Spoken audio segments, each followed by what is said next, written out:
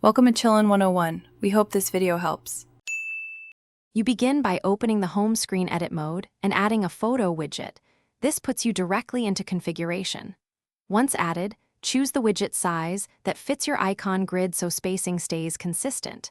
Then pick whether to use an album or manually select images. Albums auto-rotate, manual keeps a fixed icon.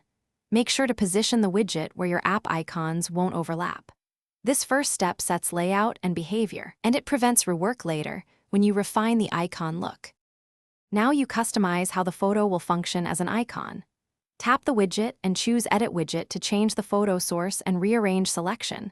That controls rotation and which image appears first.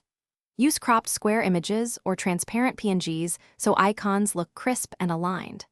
Once done, nudge the widget into exact grid position by exiting edit mode and fine-tuning placement. Consistent spacing prevents visual jitter. Remember why. Clean crops and alignment maintain the illusion of a native icon.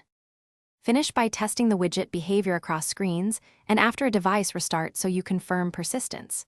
If the photo appears misaligned, recrop it to exact dimensions and re-upload. That fixes most visual shifts.